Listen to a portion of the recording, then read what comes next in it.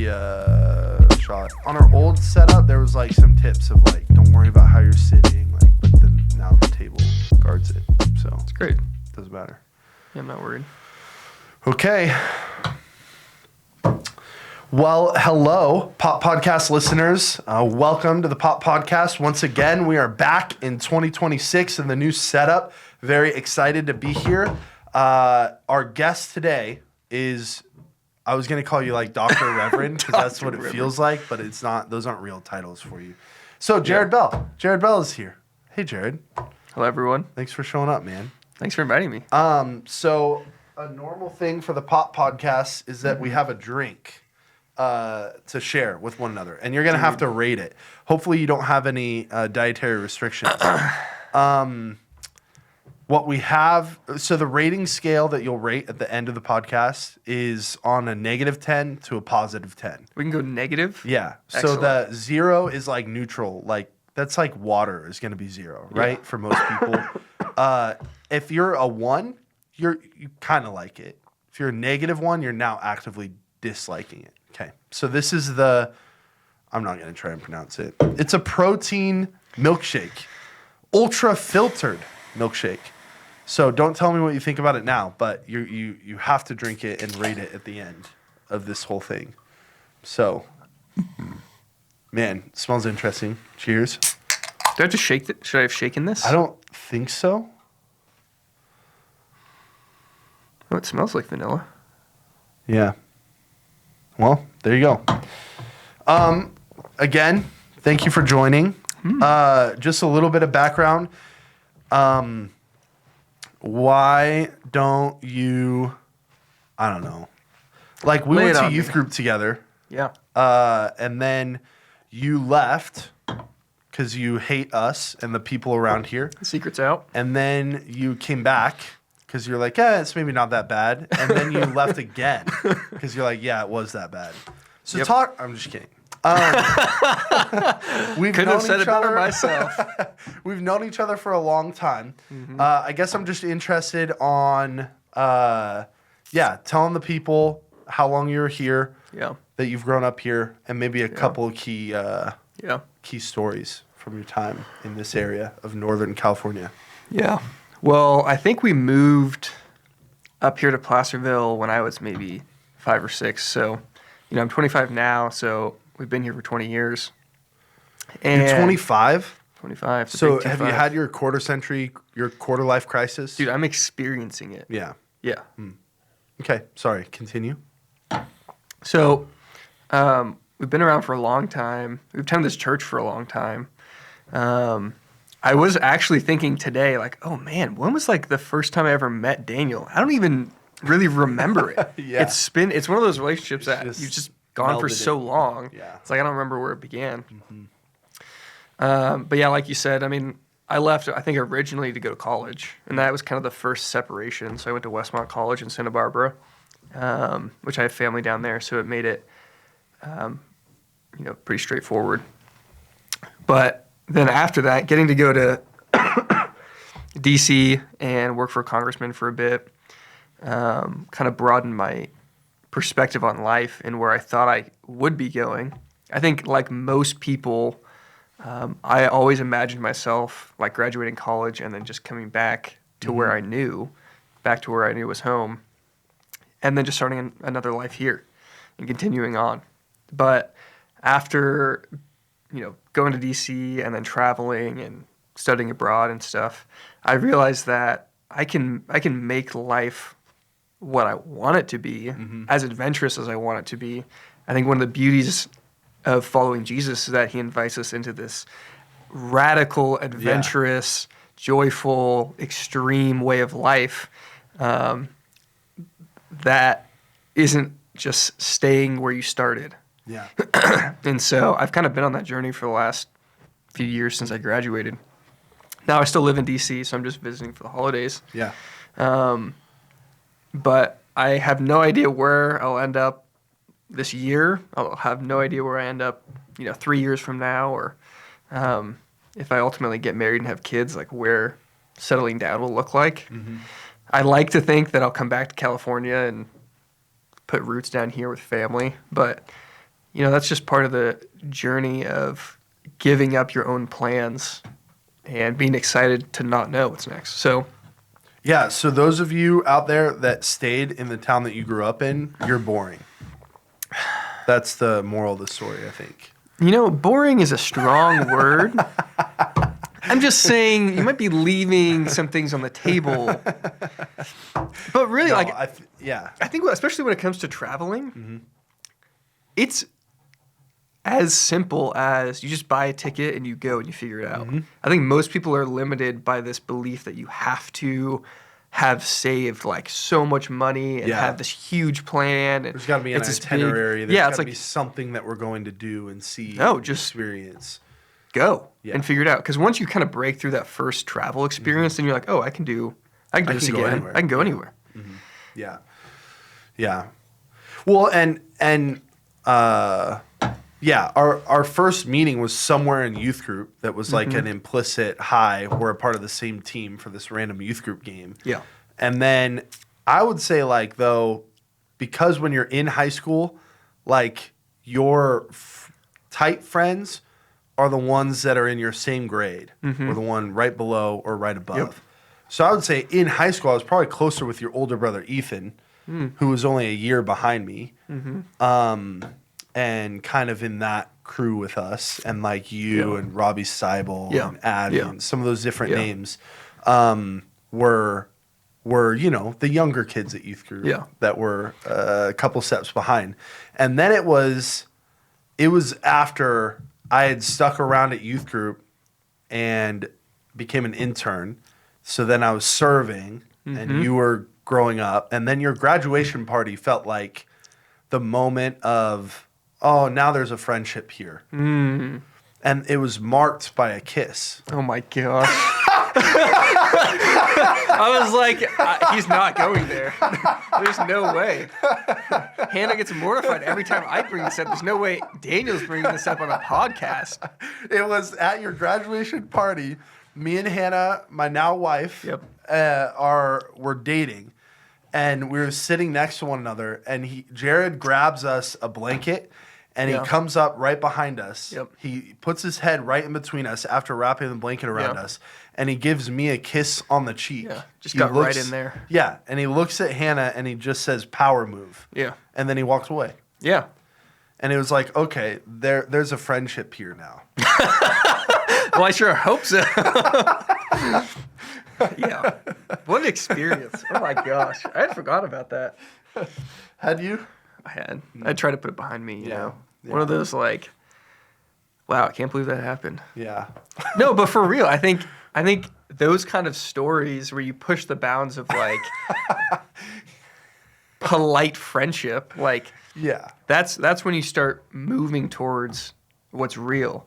And something I always talk about with people, especially in the context of like how do we walk the way of Jesus together, when you come at it with this understanding of like, if I believe we have an eternal timeline, and I believe you have an eternal timeline, then what we do right now goes on forever. And we don't have to worry about these like random kind interactions of, like they all just shuffle out at the end. Yeah. And we can worry about what's real and what matters, and we can invest in one another without the risk of us falling apart and rejection and never seeing each other again. Yeah. And I think that's a perspective most people only take with them when they talk about their family or like their blood brothers or whatever. Because they're like, oh, family, I'm going to treat my blood brother completely different than my roommate. But if we're both following Jesus, ultimately you could have that same kinship that allows you to go on. Absolutely. Yeah. So if you're a Christian guy and you haven't kissed your guy friends on the cheek, then you're missing out. You're missing Again, out. You're just boring. Yeah. Wow. Really good stuff here off the bat. Hey, this drink is kind of growing on me. Yeah. At first I wasn't. We'll save it for the end. Yeah. But yeah. I think though our relationship became super close after you were in Romania. Because you had sent letters back of like, hey, here's the update, and you're like kind of fundraising, and you shared some experience, and then you had texted me, or maybe I texted you, and we had a phone conversation, and I remember it so clearly because I was waiting for my tires to be changed over in one of the cars that we had, and so I was just walking up and down the street, pacing. We talked for like an hour, and in your letter, you talked about how there was such a huge shift of your understanding of the Holy Spirit and how God works. And I remember our conversation was like, I feel like God is teaching me the same exact thing. Yes. And we have the same exact words for it too. Yeah. Which is so weird. Yeah. Because you're all the way over there, but I feel like God's doing the same thing inside of us in real time. And I feel like from there we went from like, oh yeah, that's my homie, to like, oh no. Yeah. There's just a different level, I guess. Yeah. So for the listeners that maybe don't know, I got to go spend almost 4 months in Romania with this Englishman who's a missionary there. He's been there for almost 30 years. And went with this guy, Kyle, who I had done the summer program when I entered on the Hill. And the goal of it was not like a missions trip where we're going to build a house or whatever. It was really just, we had heard about this guy who knew Jesus and was dynamically alive in the Spirit, and we wanted to go hear from him, be taught by him, and live with him. And that was really the mission of the mission trip, or whatever you want to call it. And at least for me, going into that space of like having no real goals or expectations was very difficult because I didn't know how to justify what I was doing, especially to my parents. I think they want to see, like any good parent, they want to see you building a career, paying your student loans, like starting your own life, and not just like chasing after these random experiences. So it was really hard to communicate what I was being transformed in while I was there. But I think when it came to my personal relationship, I was becoming alive to this idea that Jesus is working at all times around me and in what I'm doing and in what I'm not doing. And ultimately it comes down to, am I looking for him?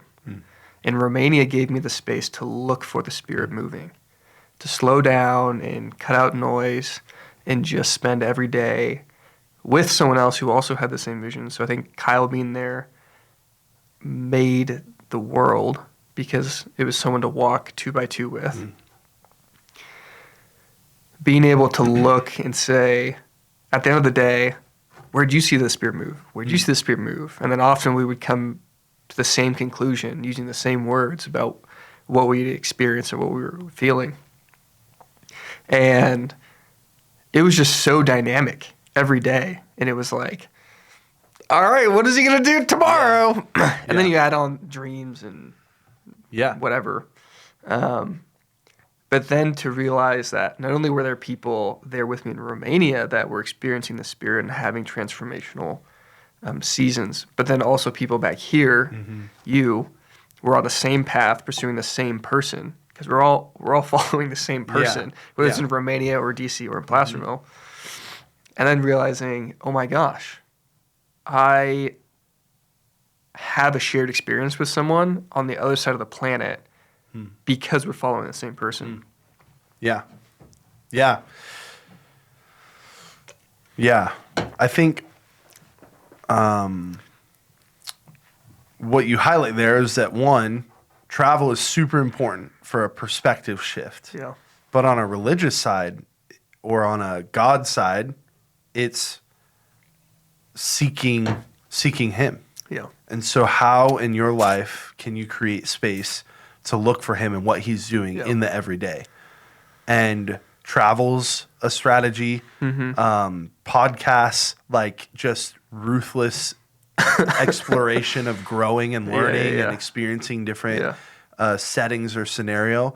Like if you've grown up at the same church your whole life and you've never even visited another church, like it would be, hey, next Sunday, go somewhere different. Like, Yeah, go could see. be. As You simple don't as have to that. become a member of that church, Yeah. but go experience something radically different. Yeah. Go see where Jesus is moving elsewhere yes. around you. And that how people are expressing that growth or that change in a different way. Yeah. What do you think, when I was in Romania, what do you think was the catalyst for your transformation spiritually here that you felt like was being paralleled? Like, what was that season of life like for you? I think it was I don't know if I've thought about this like this before, but I think I was thrown in that season into a cast iron pan that was piping hot. Yeah. And so I was very uncomfortable in that season. Super uncomfortable. So, okay, I'll talk about it like this. I grew up in a Christian home. We changed churches and schools, but my parents' heart was that we would have the best learning experience and Jesus experience that we could. Yeah. And so we would switch up churches or schools to fit the season that we were in the best. Yeah. There's positives and negatives with that, but that was my parents' heart, and that's ultimately what I had. Was a phenomenal environment to learn and to hear and digest the things of heaven, of God. So comfortable and slow growth. And then things in my family got really weird, but then God gave me the companions whom I lived with. And then when I felt a call into ministry, they were the initial guide or entrance of like, here's what it is. And so I refer to them as my slow cooker. Yeah. That I was just slowly cooking and being marinated, being infused with making disciples and following Jesus. And it was comfortable still. Yeah. Like it's like the classic thing of the frog doesn't know it's boiling because it's a slow boil, right? You're not throwing them into a searing pot. They'll hang out in there and then they'll die because and that paints slow cooking in a negative light, which I don't want to do. But it's kind of that. Yeah, I didn't even know what I was being infused with, is what I'm trying to say. I didn't even know that I was cooking. I was kind of just living, but because I was doing it with them, I was in the crock pot. But then there's a time when the crock pot dings, and if you want that flavor to be locked in, you got to pull out that cast iron pan and slap that meat on there. Give it and some you got to char. hear that, right? So different leaders over that 2-year stretch were cast iron pan sizzle that were locking in the flavor that the Campania is slow cooked in. Yeah. And so between, and I think in that season specifically, it culminated with Robbie and just a ruthless, fine-tooth comb through everything that I do, every way that I'm thinking, every way that I'm living, and is it for God and the ministry that we're trying to do and the goals that we're trying to accomplish. Yeah. So why did I do what I did? And that was super hard and uncomfortable for me. I guess a physical change or something that popped up. Me and my wife were just talking about this. When we first got married, we had a conversation where if she wanted to critique me, I told her, here's what I need. I need you to reassure me that we're okay. I need you to give me the criticism. And I need you to reassure me again that we're okay. The classic compliment sandwich. Okay. Like, I cannot hear criticism. I will just spiral in that we're done. This is over. She wants to break up or she wants a divorce now that we're married. Like, this is over. I will spiral. I can't. I don't know what's going on. I just can't handle it. But now, because of the cast iron pan, I get frustrated with compliment sandwiches. Like, I've changed drastically. And so we just had a conversation where I'm like, I'm getting frustrated by you. Like, it feels like you're trying to sugarcoat this. Just tell me that I sucked. Yeah. And that I didn't do this thing. And that you needed me to do this thing. And then I will make the plan to shift. So the cast iron pan was that I was so radically uncomfortable that even though it was primarily work and organization, it caused my brain to go, what do I actually think about God? How does he actually work? Because I've just been slow cooking and stuff that I didn't really understand. Yeah. And so then it became a ruthless pursuit of him and how he actually works and functions in the world picture. And so whether that was podcasts or that was going to different churches or seeking out different conferences that were radically different than the faith tradition that I grew up in, and just having an open mind to go, God, are you here? Yeah. And going to places that I thought God never was and feeling him intensely, it was like, oh, I think this is all very different than what I thought. And what I found is that in the slow cooker, there were things that were cooked into me that I'm like, no, that wasn't good. Like I'm gonna shed that. And then there were things that I was like, oh, dude, I didn't understand this then, and now it's a completely another level. Yeah. So, yeah. That's so I so would good. say, like you were like, hey, in Romania, I was uncomfortable. I didn't know what the next day was going to look like, and God just showed up every day. Yeah. It was a similar thing for me of people that were hard on me to challenge me in how I'm thinking and functioning and whether that was okay. And then my part was choosing, no, it's not. They're right. And being humble enough to go, yeah, maybe I should listen and check this out instead of the classic young person thing of like, no, I got it. No, you It's don't get me. I'm going to do my thing. You don't understand the Yeah, context, bro. Yeah. Like, it's all happening to me. I'm a victim. Like that. And I could feel myself in certain moments moving towards that. Yeah. But it was a choice to go, no, they could be right here. Let's seek this out at least. So I think the parallel is that we were both really, really uncomfortable. Yeah. Yeah. And that we chase God instead of ourselves. Which is kind of what you illustrated yesterday with your whole rope thing Yeah. during the sermon is really your life falls apart. That's like what you can guarantee anyone. Like at some point your life's going to fall apart. Yeah.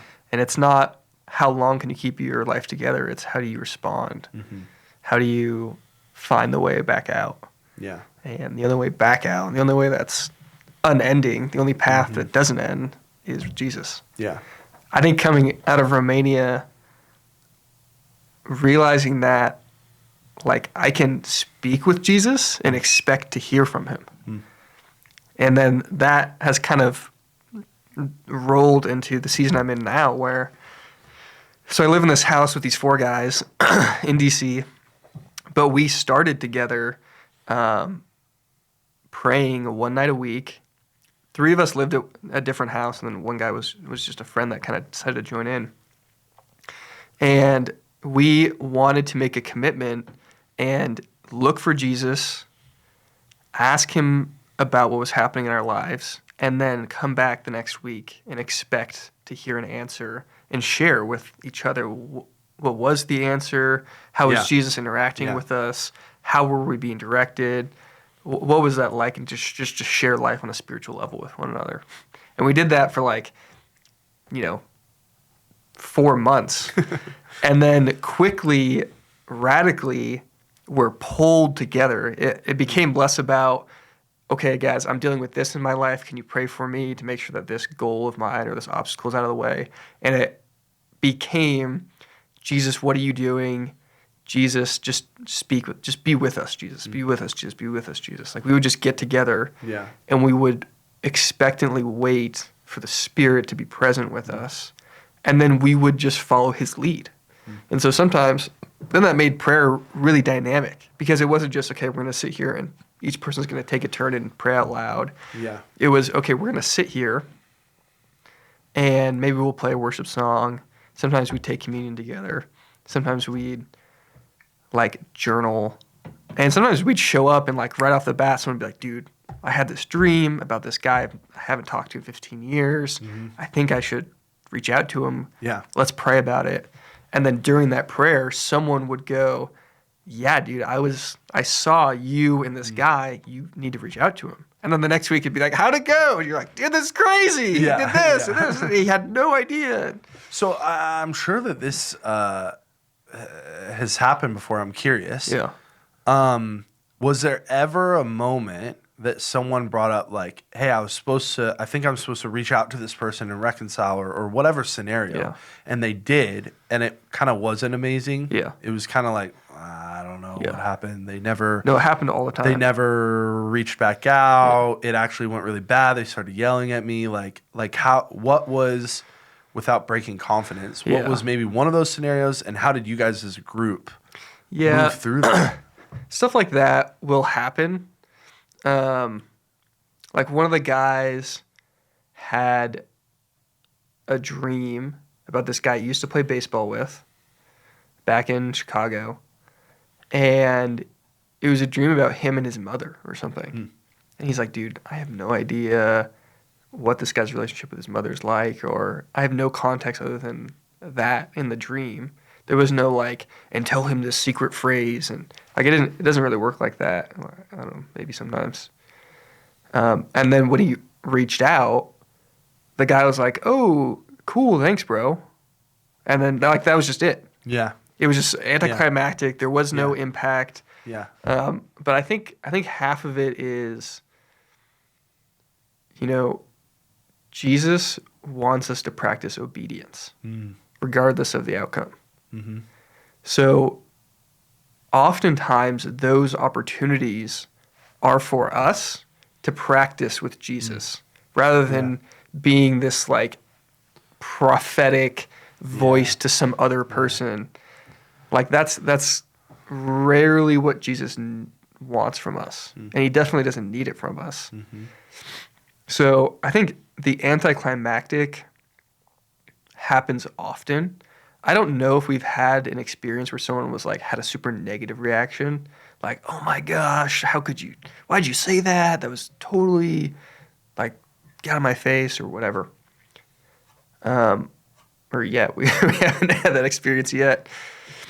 But I think it just comes. It's more of an opportunity to be obedient, and often. I feel like often it's become less and less like, oh, I need to bring this to the group and pray about it before I do it. And now guys will just do it on their own and then tell us about it afterwards. And a lot of it now has to do with our own families. Like I think that's where most of it has been, whether it's someone that has an alcoholic member of their family, or their sister eloped and is now pregnant, and their family's just literally just exploding. Yeah. And it's like, okay, we're not looking for some special revelation on how to deal with this. The answer is, how do we love the people that are most broken, that are closest to us? Like, it's not some mysterious path. Yeah. It's how do you do the hard thing? Yeah. It's not complex, but it is very, very hard. Well, and I think so much, especially in like a more conservative culture of Christianity versus a more Pentecostal or more expressive, I guess you'd label it, culture of Christianity, that the thoughts you can have in your head when you have a dream like that is like, was that really God? Was that just me? Like, I don't want to make it me. I want it to be God. And we talk ourselves out of doing anything, speaking anything, or moving on it in any way because we don't want it to be us. And that's a good heart. For sure. And I think we're called to be bold, and it's okay to mess up on these things. Yeah. And I think the access to the information on the internet has damaged us in this because we've seen the horrible ways that people have twisted and malformed the gifts of the Holy Spirit to go out and interact with people. Yeah. And we think that we're that if we mess up at all. Yeah. And we just aren't. Yeah. And that's so where having friends. You have to just go talk. Yeah. You have to say it. You have to do the thing. Yeah. Yeah. And just see and be willing to go, oh no, I messed it up here. Yeah. Right? Like, that was just a random dream, I think. Yeah. Yeah. Like, I don't think that was God. Yeah. I know I said I thought it was, but it's not. Yeah. Like, there was one time I felt like it wasn't a dream, but I was sitting eating breakfast in the morning in Maryland, and I thought I was being called to go sit on this bench because there's going to be someone that came and sat next to me, and I was supposed to be there. And so I go over to this bench at 10 a.m., and I wait for an hour, and it starts to rain, and I wait for 30 more minutes. And no one showed up. And then I went home. Mm-hmm. And it's just like, okay, is that my voice? Did I misunderstand? Was the point to me just go? Did I go and someone was supposed to meet me and they were didn't disobedient? listen? Yeah. And you just have no idea. Yeah. But you do it anyways, and then you try again. There's a song that has a line that says, faith is like free falling sometimes. And I love that because faith isn't knowing, it's trusting. And you just jump. I saw this Instagram something or whatever story, I guess you call it. I get mixed up between like reels and shorts and Just call them whatever you want, dude. I saw something on the death hole that is social media. Yeah. And it was a pastor preaching on this exact thing. And he had an illustration of, he was doing a magic trick. Yeah. And I wish I could remember the trick to show exactly how he did it. But it was a magic trick, and his point was, in magic, if I tell you how it's going to go, you know 100% how I did it. Yeah. You know, and so then you'll do it. You'll be a part of it. But what you've lost in that is faith. Yeah. Because faith is what happened when you didn't know everything. So in a culture that we want to know everything, we're actually losing faith. Yeah. Because we're just seeking to know 100% whether that was God or not. And he wants faith, not knowledge. You know what that reminds me of? I was hoping I'd bring it up. Okay. But when it comes to the Eucharist and communion, that is the question. Yeah. Does this bread and wine become Jesus' real body and blood? Or is it a symbol? Does it take faith? Do we get to explain how it happens? Like the Catholics will explain it's transubstantiation, like it molecularly does this, and we looked at it, and there's miracles that happen. But then like Orthodox or others will just say, it is, and we don't know how, but you believe, and the belief is half of it. Yeah. So like one of my roommates, we talk about this all the time.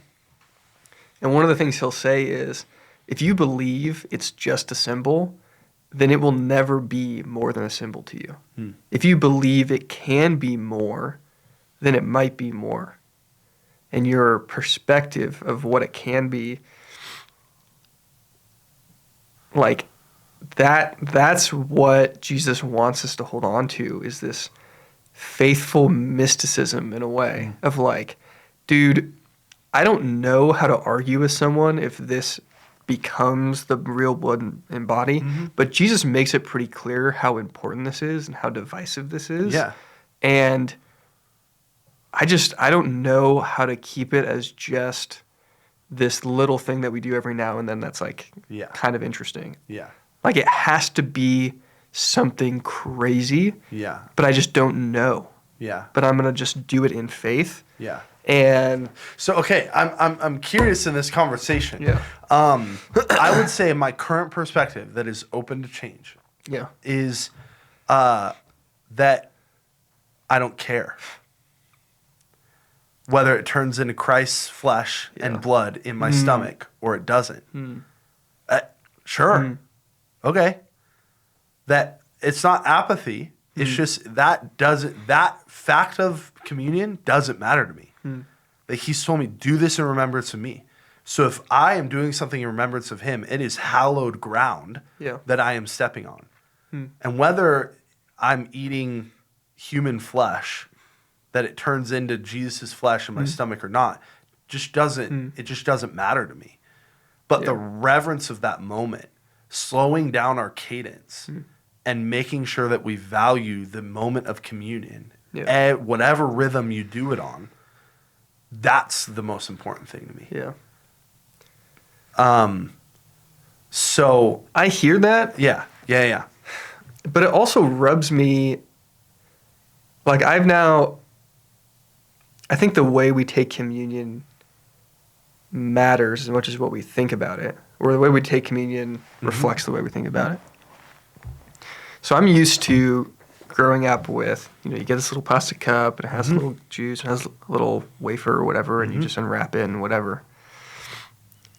And for whatever reason, that just rubs me the wrong way that that's the way we take communion, because it feels so individualized and like prepackaged. Like, here's prepackaged Jesus, so you can like check this thing off your list of, I was a good Christian because I took communion. But the practice that me and my roommates do when it comes to communion is we get, real baked bread and a real cup of wine, and we actually give it to one another. So if we were sitting in a room and my roommate Owen's there, I actually like give him a piece of bread, tear it and say, Owen, the body of Christ broken for you, and I give it to him. And same with the blood, and I say, Owen, the blood of Christ shed for you, and I give it to him. And it becomes this communal, this fellowshipping that happens together in remembrance of Jesus, as he did with his disciples. And something about that intimacy of communion, of me literally like handing you the bread and the blood and communicating to you the emotional impact of this person that we love, this is like me handing him to you. Yeah. I don't know, that has changed the gravitas for me when we take communion together, because it not only is a reflection of my individualized relationship with Jesus, but my fellowship with these guys. And there's something about that fellowship, I think, that is missed often in church. And I don't know what the solution is, but I don't know if you can take too much time like sharing communion with one another. That's my take on it.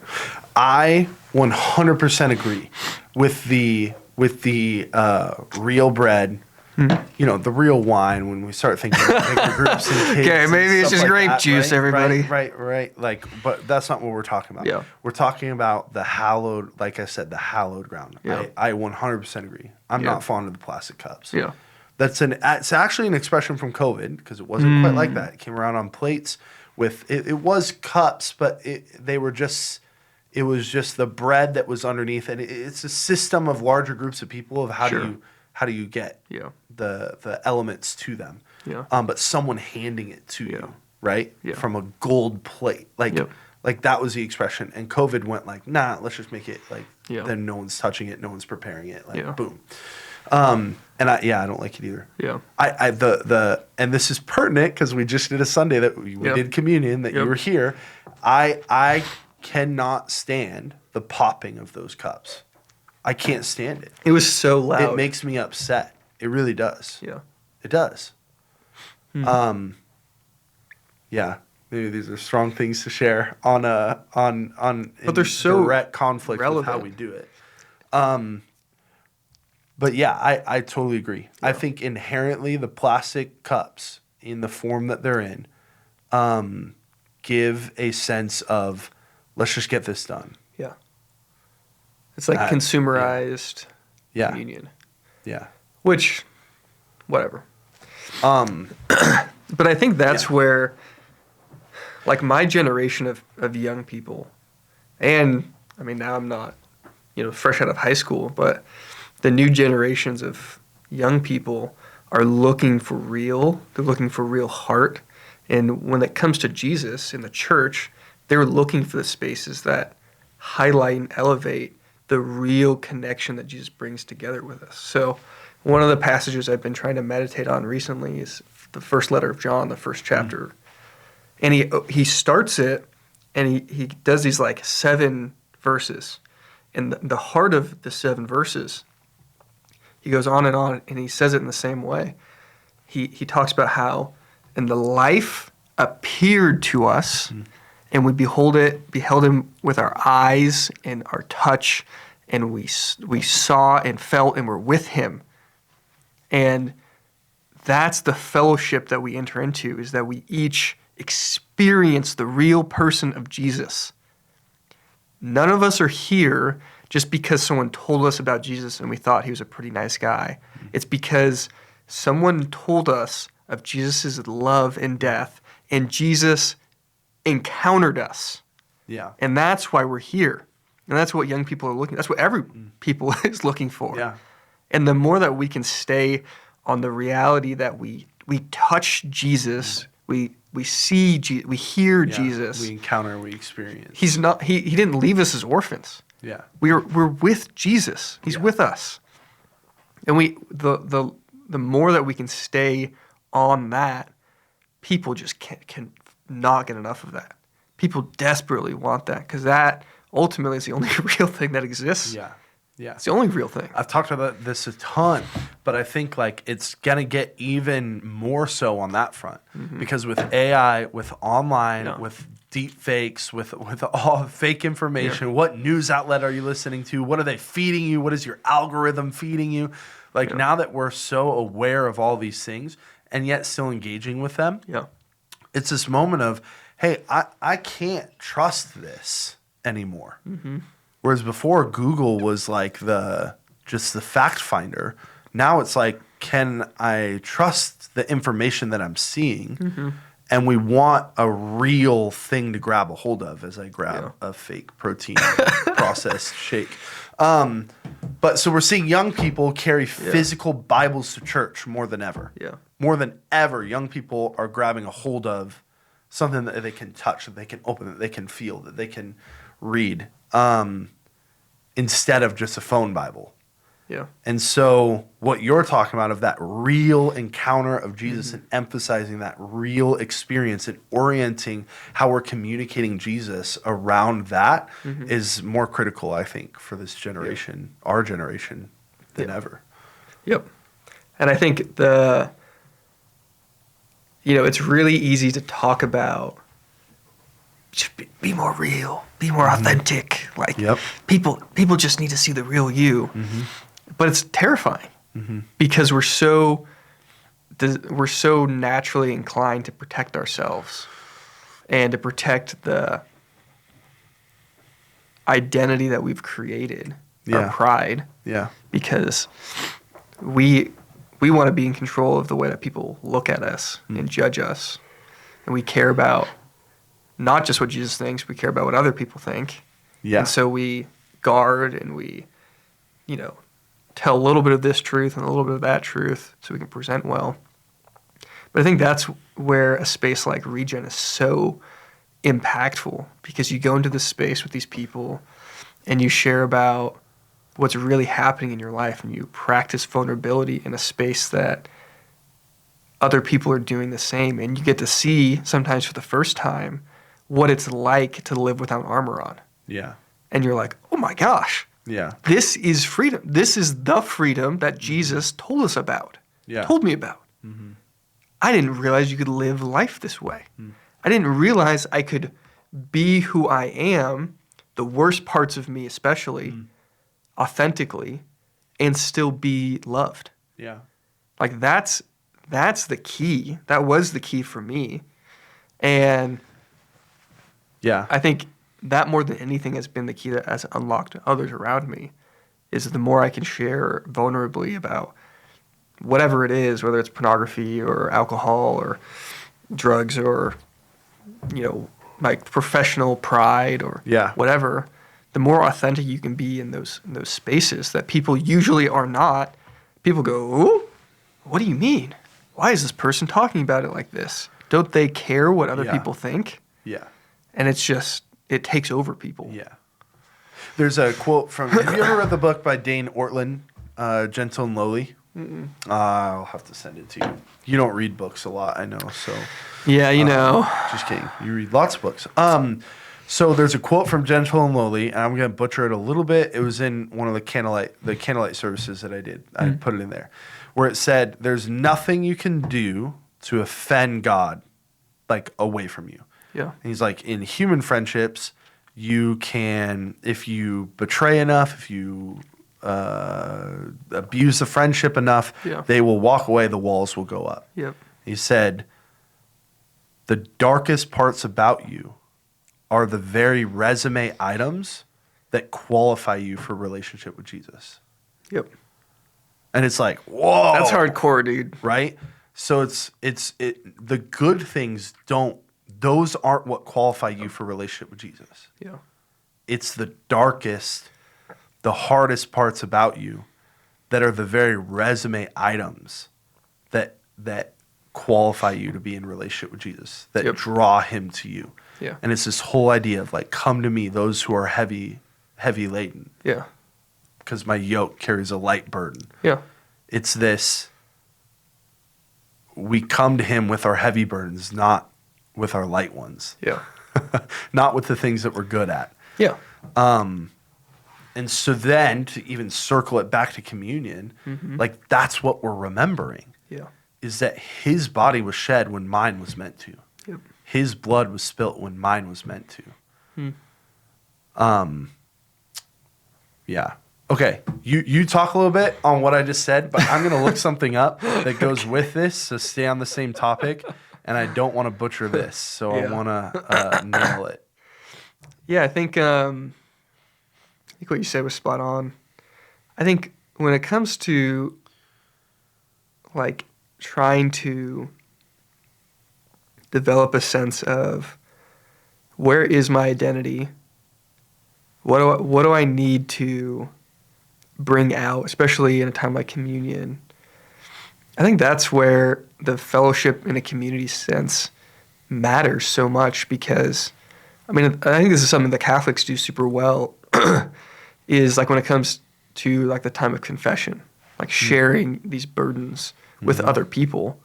It's not that telling someone else makes you more forgiven than if you just, prayed to Jesus. It's not about that. It's about some part of us as humans rely on the sharing of burdens communally. The affirmation with the mouth reflects the heart. And so when you share how you've sinned, how you've messed up, how you've stumbled with another person, it matters, and it changes how you experience forgiveness. So I think when I look at young people that are coming out of high school and college right now, the number one thing that I wish everyone pursued was getting a little group together, 3 people, 4 people, 2 people, and being committed to a spiritual life together. And that's all Jesus needs, is he needs like a little foothold in your life that is reinforced by someone else making the same commitment together. And that's how it's been for me. And now I've gone all over the world, and I've had incredible opportunities to meet amazing people and build relationships that I had never dreamed of ever having. But all of it has to do with the way that you do relationships in your most close circle of friends is a reflection of what you really value and what you really value spending time on. So for me and my roommates, we made a commitment to doing life together for a year at this house on Capitol Hill. And at the heart of that was going to be pursuing whatever Jesus had for us in this house, and the way that we could share the love that he had given us for each other, allow it to pour out of us into others on the street and in our community, and be available for him to send others to us, I think has been transformative. But it starts with, if you and a friend can commit to seeking Jesus spiritually, weekly, together, and then just expect him to show up. He shows up every time.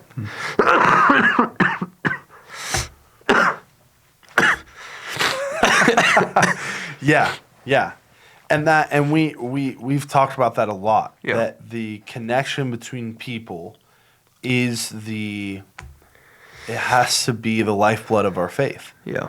Like, Jesus died not only for connection between us and God, but then connection between each other too. Yeah. And again, I continue to come back to Jesus saying, they will know you are my disciples by the way that you love one another. That's the marker. Yeah. People will know that we follow Jesus, not because we have winsome words, not because we communicate super well, not because we have the best things and live the best life possible, or because we endure the trials, they will know that we love Jesus, that we follow him by the way that we love one another. Yeah. So there should be a community, an energy of love within a Christian community that is so attractive that people are just drawn to it. Yeah. And that the moment that they set foot in your churches, in your small groups, in your home, they experience something so radically different from anything else that they've experienced that they just have to ask, what is different about this space? Yeah. And all we can say is Jesus. Yeah. I really struggle with that concept of, like, when I take what you just said, and then I immediately was thinking about, like, Sunday mornings. Mm-hmm. How do you, like, I think to most people, Sunday mornings is like the front line of the church, the way that they interact with random people often is kind of like they just walk in the door on a Sunday morning. Yeah. I think when I think about, like, the early church, where they looked at their gatherings, was not for first timers to just show up and, like, oh, how's this? Is this worship good for me? Do I like the pastor? It was actually something you got invited into as you responded to the personal relationship that Christians were having with people in their community. So it's like you have a neighbor and you're loving your neighbor and your neighbor gets curious, and then you build out of that friendship, then you invite them into church and they get to come and experience. But you've already planted seeds and mended that garden and allowed the Spirit to kind of work in their heart. And because there's just times I feel like when I go to churches in DC, I'm like, dude, I don't know if I can go to church and feel like this is the place where I need to go and be refreshed in the Spirit, because Sunday morning is what that's for. I think Sunday morning changes so radically at different churches. For some people, it's like, I need to go because I need communion, or sometimes I need to go because I need worship, or I need to hear a good sermon or something.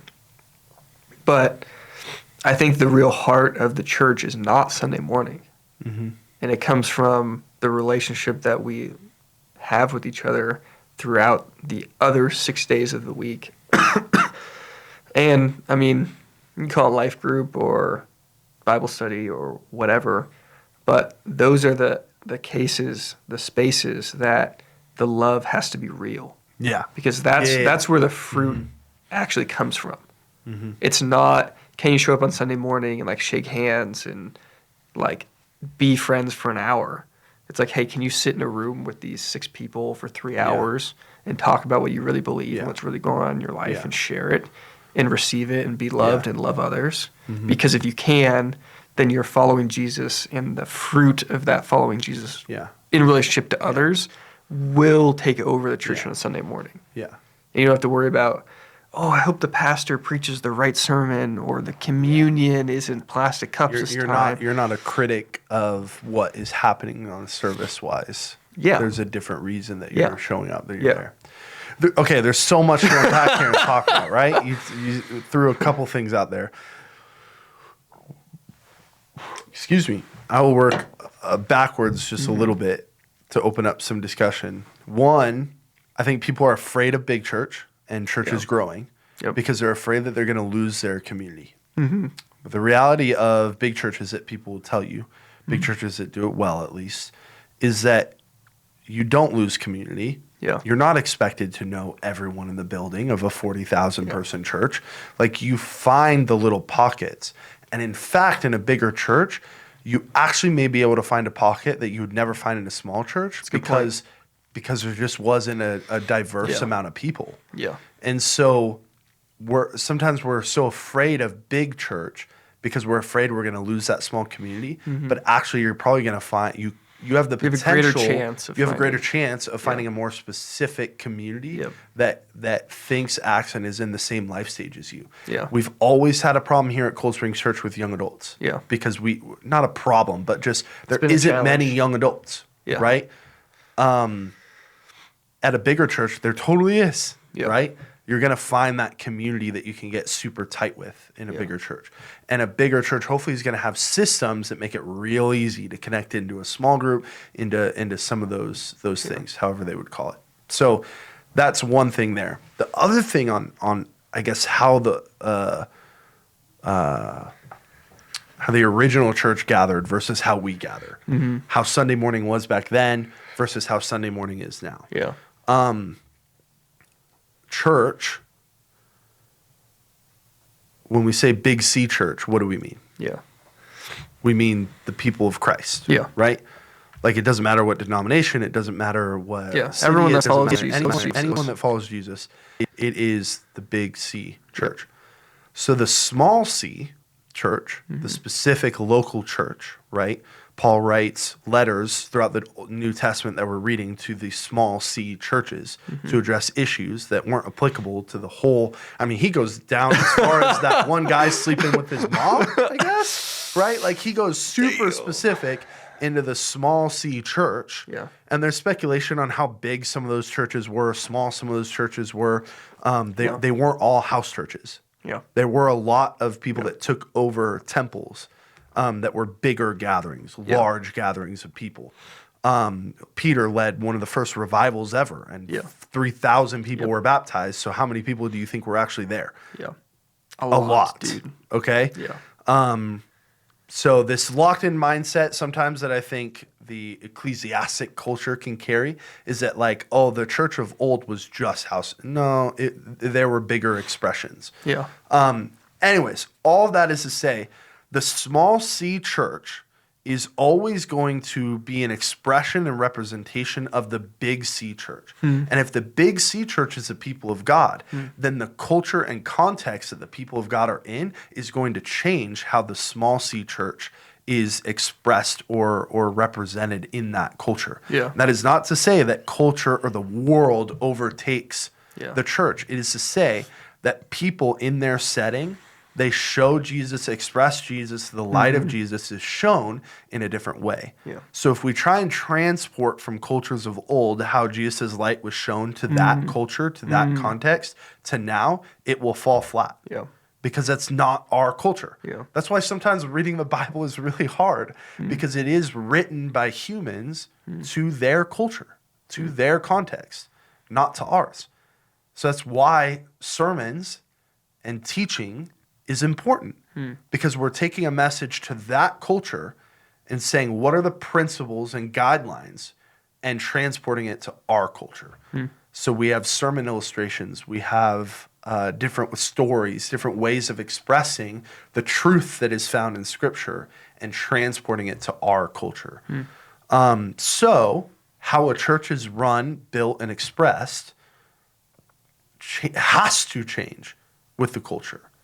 Otherwise, it will cease to reach the culture. So if Sunday morning was transported from that culture, because you're absolutely right, Sunday morning was not for the new believer. Yeah. Sunday morning was mimicking the Jewish tradition of you have to be Jewish to walk in these walls. And so, but that was a culture of the other religions around as well. It was an exclusive thing. But what were some of the other things? Well, in Jesus' time, this was the best time for him to come, because the roads and ways to travel that were developed in that time were unprecedented for any time that was before. Yeah, it kind of peaked. So he was able to travel so many places that weren't available. The charts weren't pathed to before. Yeah. So then you were still in village culture, so to speak. So yes, the church over here was closed off and not inviting anyone in, right? But the whole town knew the people. The whole town saw the people, shopped with the people, did work with the people. They knew the church. The front doorstep of the church was on the fishing boat. It was in the market. It was in the community, because they all just lived like that. They weren't talking about population of the city, because they could count the people that were there. Right? And so there's this culture of, hey, the front doorstep of the church isn't actually the temple. You see that. We walk by that. So if you're going to come in here, you better be for real. Whereas now, or really the front doorstep of the church was the community or the place that was there. Sure. That's why Jerusalem was so important. Was because that's the holy city. Like anyone that steps foot in that city better know a lot about God, because that's where we all are, right? Yeah. Whereas now we can fly across the country in less than a few days.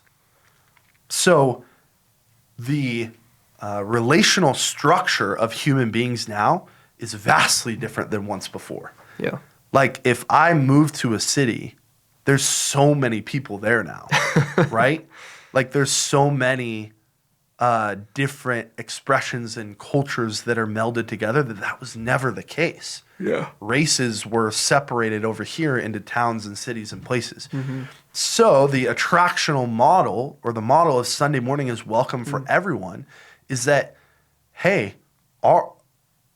the city is no longer the front doorstep of the church. Now it's actually the church. Yeah. So everyone come here and check it out. And then there's kind of an expression of like, hey, if you become a member, then there's an expectation to be held that you believe these things, that you live your life these ways. Yeah. And there's a shift in that even now. But I guess all of that is to say what I said before, of if the small c church doesn't shift with the culture, then it will cease to reach it. Not that it adapts or it does adapt, but not that it takes things of the culture to say like, oh, these following Jesus, we can be drunk, we can do all these things, we can have sex before marriage because that's what the culture. It's not that. It's no. How are we sharing the light? And it has to reach this context, this culture. Yeah. That's a good point. So I think that's where, if we're looking for the Bible to tell us every detail of how to do something, then we're not reading it for what it is. Yeah. You're going to be disappointed. Yeah. Yeah. And if you are, then I beg you to be consistent, because there is a lot of how to do stuff. And if you actually followed that, all of that, of how to live your life, of how to treat people, of how to do things, I think you'd begin to see how tough that would be. Yeah. Do you feel like you see, because obviously you're in a season of transition and hoping to cast vision for future years at Cold Springs, do you see people like really attached to like the way a Sunday morning should reach people that is like I think it's important to have the attitude you just described of like, hey, the way that we do church on Sunday isn't because this is the most optimal like way of doing church on Sunday. It's because this is actually what reaches the culture. And the culture is dynamic and changes. And if we want to reach new young people, like we change because we want to go where the people are. We want, like Jesus, we want to be where the people are. How do you with grace like help people who have done church for 20 years the same way? Like how do you help them move into a heart space where they're like, yeah, I'm not attached to the way that we actually have to do Sunday morning, or we have to do a Bible study, or we have to do a life group or whatever, because like there's young people that are left behind, or whatever word you want to use. How do you approach those kind of conversations? I don't know. I would say I don't have the experience in that. Okay. The stage that we're at within the transition is that I'm not the lead pastor. Yeah. So I'm not navigating that Okay. at this moment. So, we just did a switch in how Sunday morning is structured from, hey, we do 4 songs up front. That's when we're worshiping. We do the sermon, and we do like a bridge of a song at the end as kind of the last song. Not the send-off, like everyone walks out, but it's like, hey, this is the last song. Sure. And we're going to do a smaller portion of it. And we switch to, hey, worship, announcement, sermon, send-off song. to then going to, hey, announcements at the very front end when not necessarily everyone's there because Sure. people show up late to service or whatever. But at the start of the service, the first thing that we're starting with is announcements. Yeah. That's the church system stuff. Hey, here are the things that we're doing. We want you to be a part of them, and here's why, right? And then worship, couple songs, message, and then 3 songs at the end. And then a last true send-off bridge or whatever. Yeah. And the reason we switched that was to say the culture wants to encounter, experience Jesus. Wants to grab a hold of something real. And worship is one of the most effective ways that that begins to happen. Yeah. And so how can we move from segmented service style, worship goes here, announcements go here, sermon goes here, and then we're out, to once worship starts, it is a whole experience to leave room for us to respond to the move that God is doing in our life this week. Yeah. And so we are working and developing really hard. We're still figuring it out. How, once we start that first note for worship, how do we guard this space that it is so oily, it is so dripping with the Holy Spirit? So we do not do announcements in between because we don't want to break up time to respond. Yeah. It's We're going to do a giving project, but it's going to be less of an announcement, more of a story, more of a celebration because it's a response to what is God doing in our community. That's good. Right? And so I really view it as executive team, which is all the pastors on staff. It is our job to guard once that first note hits and that last word is said, that is simply a time to respond to the move that God is doing in our lives. And so that was a change made to flex with the culture to go, how do we provide that experience? So there's some things like, hey, the sermon is going to be within this time and it's going to be flowing with the worship a little bit more, right? So simple things, this is maybe in the details a little too much. A little in the weeds. But simple things like, hey, what are our transitions? Yeah. Before, prayer, deep, meaningful prayer, was the transition. And sometimes the failure of whoever's leading is that they mail in the prayer because it's simply a transition. But the intention is that it's deep, meaningful prayer that moves us to the next spot. Well, if we're saying that this is one cohesive moment of response to Jesus, does that prayer, even deep, meaningful, does it stop the expression of that response? So we're playing with that. We're figuring that out. I'm one that leans on, when I'm done with the message, I'm not going to pray. Not because I don't think it's good, but because I want us to flow in our thought and what God has been like kind of pushing on us right into worship. Yeah. And then you pray. Yeah. Right? Yeah. So that was a shift in Sunday morning and how we express it here at Cold Springs Church. And there's pushback, there's excitement, there's kind of all of the above. Yeah. But I would say I can't really answer your question because that weight is not yet on my plate. Yeah. And I think the principle of any shift that you make with people that have been around, they expect something, that they like something, that people are captured by vision. Yeah. And so if I'm making a change that someone doesn't like, but they're behind why I'm doing it, they're willing to try it out.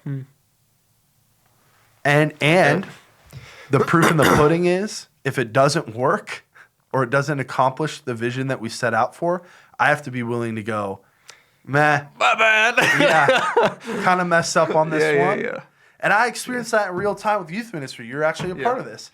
Is that we switched to a different style of small group. That we didn't do age-based, gender-based. We did know, grow, go. Yeah. So it was like, hey, students, you decide what group you want to go to. Here's know. I want to know Jesus. Entry level. Grow. I want to grow with him and show. I want to lead. I want to show people Jesus. each week, pick whichever one you want. We want to invest in you in a specific way. And mixed gendered, but separate middle school and high school. Sure. And the vision was we're making disciples. That's our chief focus. And so we're going to, as leaders, be invested in individually making disciples on our own, building relationships with students. And the small group shift is to say, here is how we want to develop students through youth ministry. Okay, cool vision. Maybe even right now you're like, that sounds awesome. Let's do it, right?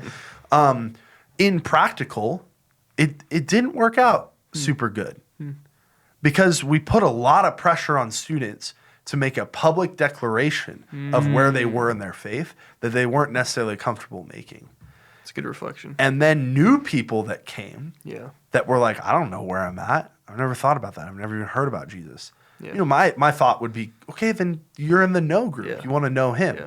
But it was so much pressure for them to say, oh, I'm new to this. Yeah. I don't know everything. Yeah. There's so much pressure. It made students super anxious to get to that point of the night. And so they would just follow their friend Yeah. and be in the wrong group and overflood certain groups because they liked certain leaders. And it just didn't work. And so I had to come back to the table and go, hey, let's make a tweak here. I don't think this is working. And that's hard because I have to admit, like,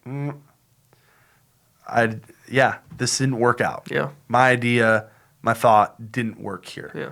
And we made a little bit of a shift that worked for a while, and now we're back to age-based, gender-based small groups. And along the way, it was important with my leaders and the people, a part of the ministry that had key stake, to go, this didn't work out. We're all feeling it. Let's just call that out. I think we should make this shift. What do you guys think? So, And it takes a lot of humility as a leader to be open to not just like feedback from people that you're helping lead, but criticism sometimes of like, yeah, hey, bro, that didn't work. yeah, And you're like, okay, absolutely. let's navigate. And it's so hard because even if you are willing to hear criticism, you also have to be willing for criticism to come and push through Yeah. to say, I see a gem on the other side Yeah. of this. Let's stick it out and get there. Yeah. So one of the principles is like, hey, we're going to try this for 6 months. Yeah. No matter how bad it goes, Yeah. we'll tweak it, We're just but gonna- we're going to try the base of this for 6 months. And when we get to the end of that 6 months, that is when we will assess whether we're making a big change or not. Yeah. But if you aren't humble in leadership, to be able to come back to the table and go, this didn't work. My idea wasn't a good one. It didn't end up working. I thought it was going to be fine. I thought God was telling me this, or I thought this was the move. And now that we're here, it wasn't. Yeah.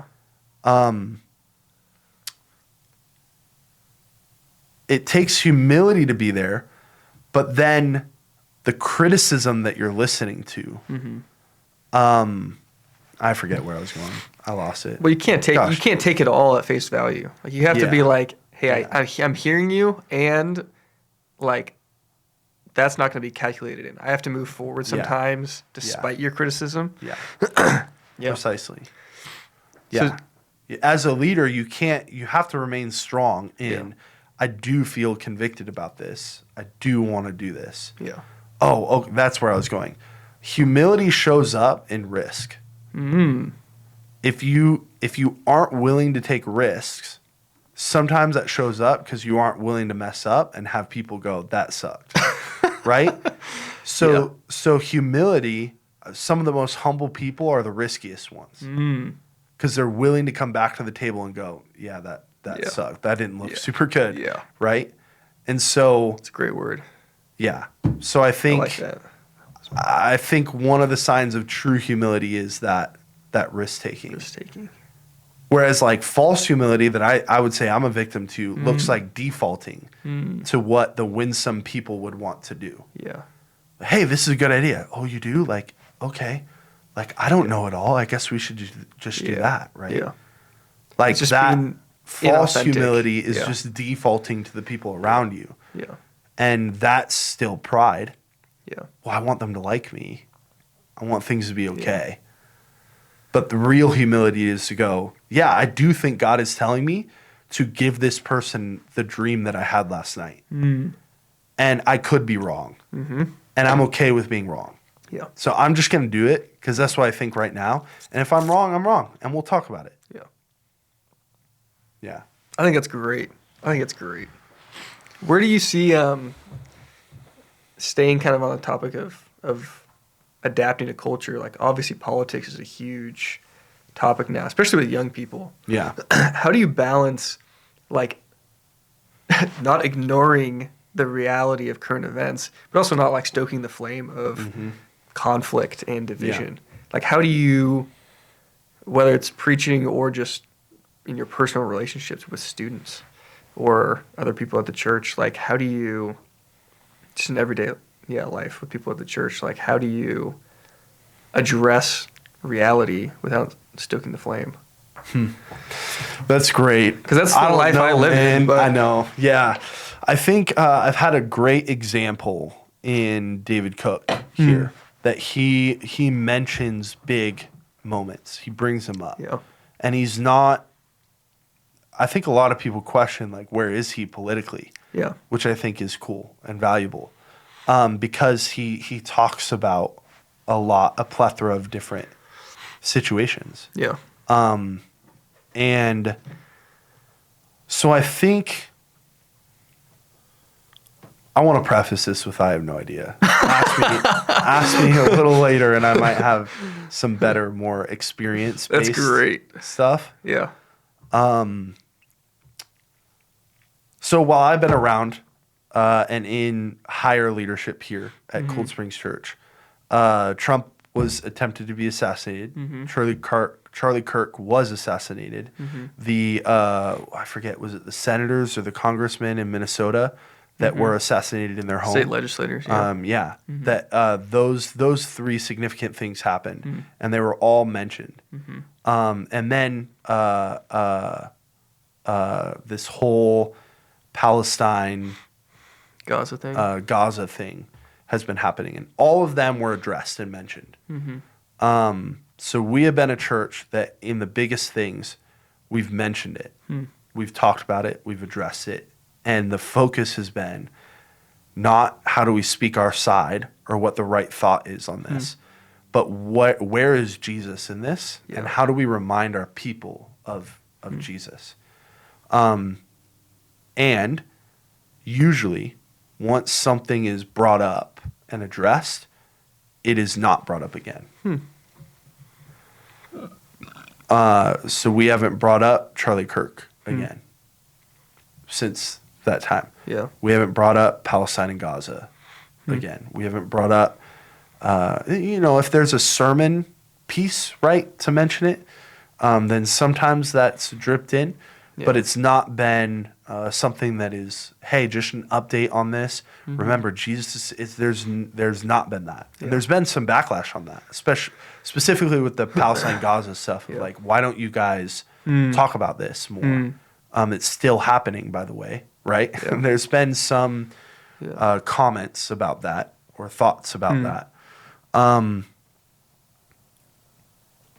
don't know if that's the right approach, but I think if the heart is where is Jesus in the things that are happening in our world, that's the focus of a body of believers. Yeah. Is just relentlessly we pursue God. Yeah. That's what our focus is. And so I think it's really important to address political things, to address things that matter. And the balance we've struck here is address it firmly, strongly, and where's Jesus? And then let that lie. Yeah. Again, I don't know if that's the right one. That's the approach that we have taken here. Yeah. I think it's good. I think the spectrum of reactions I get when it comes to politics, especially in politics and faith, one side is like, I don't watch the news, I don't care, not that I don't care, but like I don't have the energy to Yeah. like follow all this Yeah. stuff. Yeah. Is this really going to affect my life at all? Yeah. No. So I'm just not going to put energy towards it. Like Jesus is in control. I'm just not going to worry about it. And then the other end is like I follow everything. I need to know what's happening in Nigeria and Venezuela and South Sudan, and I need to know everything because like I need to be informed and understand whatever. And I think there's a portion of that is important to understand what's happening in the world and be educated.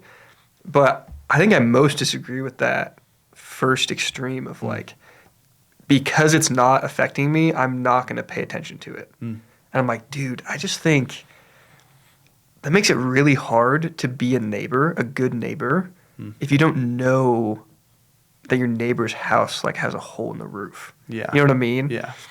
Like, I think when you look at Jesus' parable of the Good Samaritan, the start of that is like, who's my neighbor? Who do I be neighborly to? Yeah. Like, how far do I have to go to be a good neighbor? Is it like 3 houses down or 2 houses down or whatever? But the principle of the Good Samaritan is you address the need that's put in front of you. Yeah. What you Like the road you across. walk on, the ones you cross, those are your neighbors. Yeah. And unfortunately or fortunately, Due to the in internet, our world, our we road cross- is really wide. yeah, it's really wide.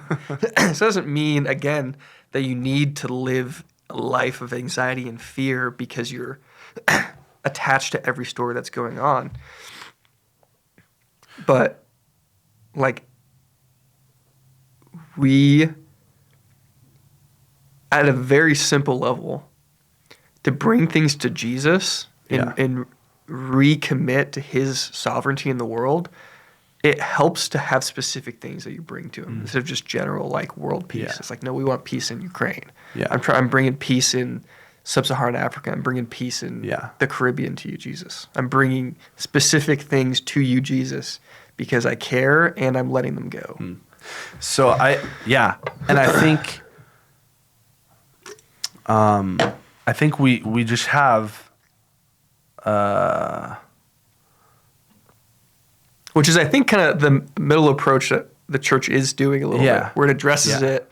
Yeah. Here's Jesus Yeah. in it, and we continue to live our lives. Lie. Yeah. I think, my standpoint is from a pastor viewing at this, which I think is a unique one in that, one, my chief responsibility is to Jesus, right? Which all of us is. That doesn't change for anyone. But as I think about how am I going to lead this people, or how are we as an executive team or whatever, whoever's the lead pastor, David Cook, how is he going to lead? How am I going to lead the youth group? One, I'm responsible to Jesus and what he wants me to talk about, where he wants me to go. And so it's on me to be in tune with how he speaks to me and to be invested in that, in my personal relationship with him.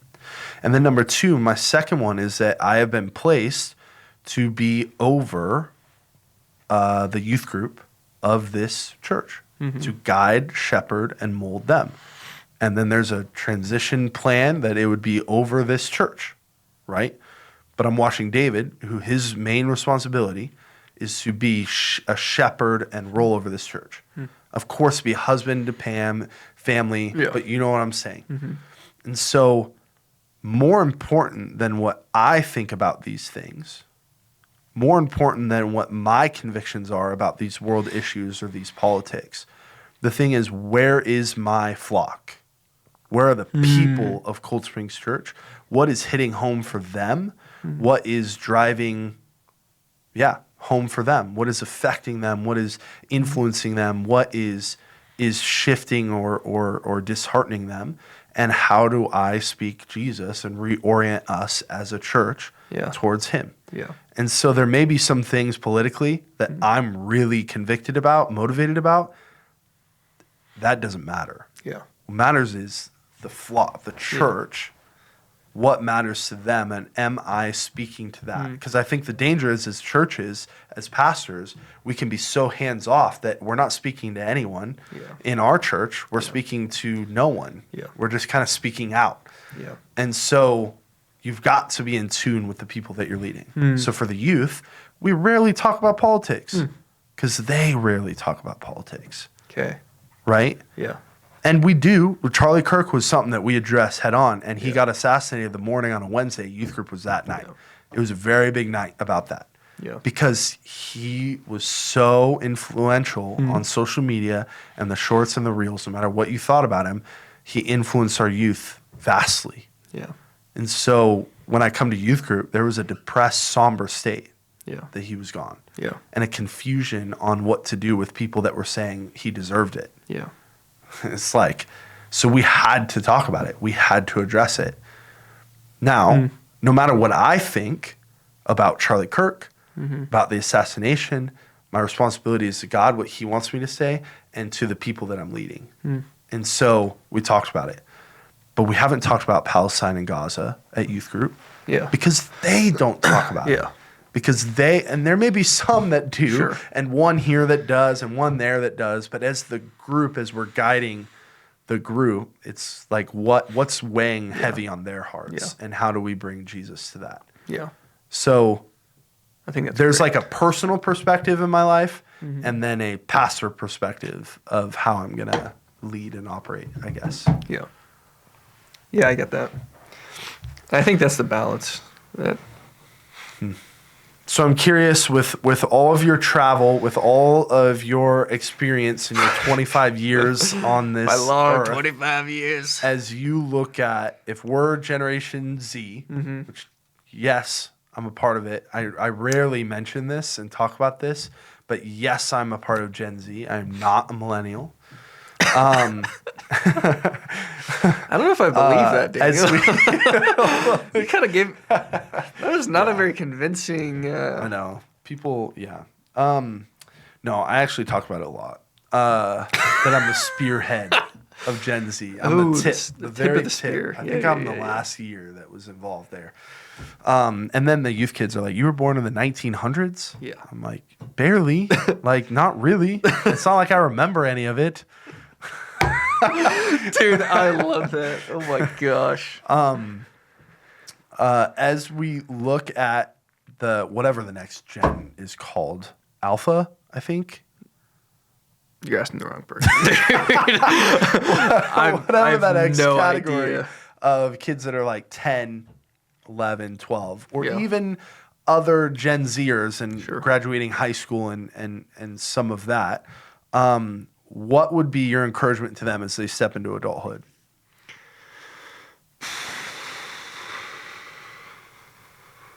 It's not that bad.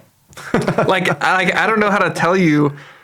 It can be awesome, but you allow fear to set the standard for your life.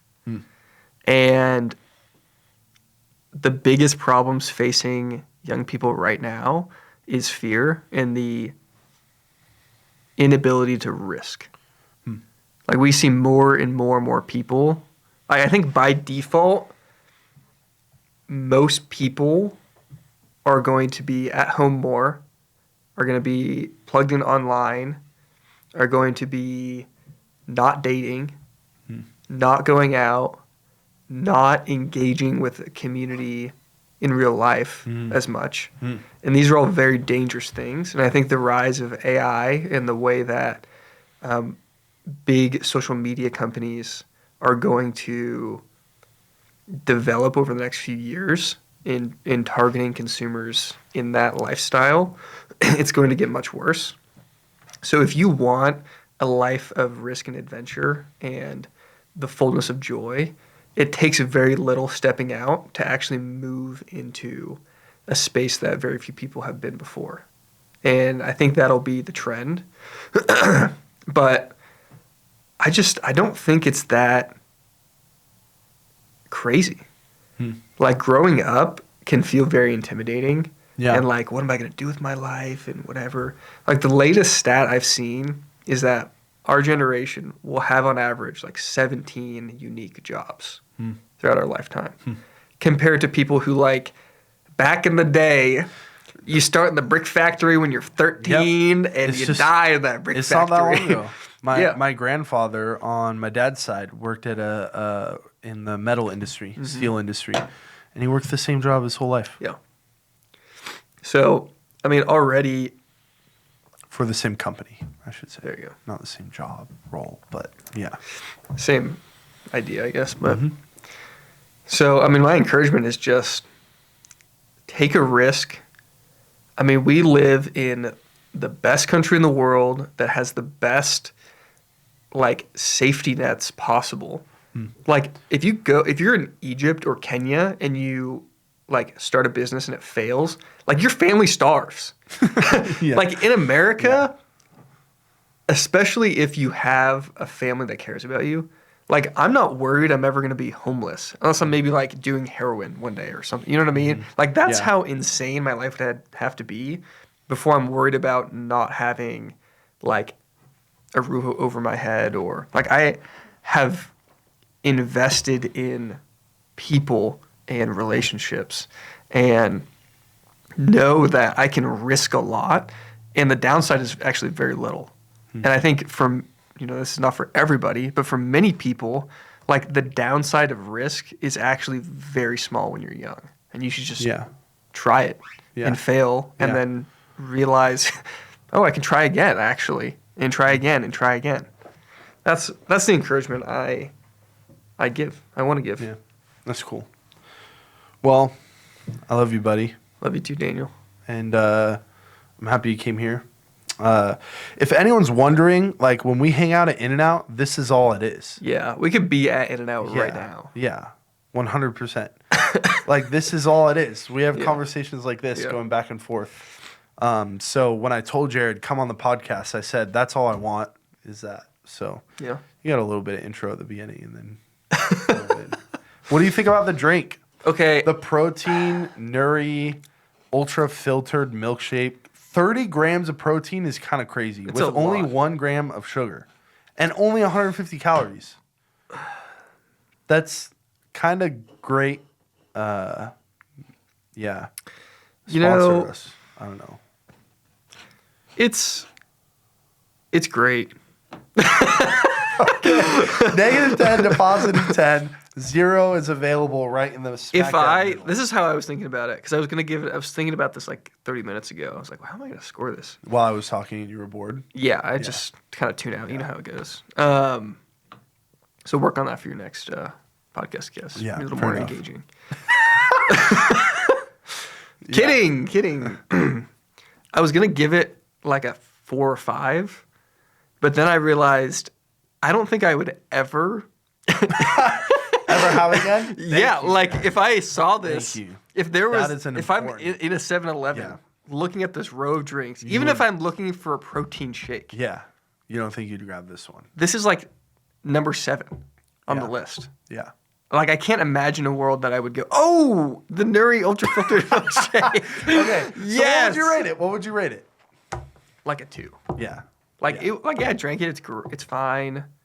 But am I gonna pick it up again? It tastes good. Protein shake is an interesting category, right? Yeah. Because some of them taste real bad. Yeah.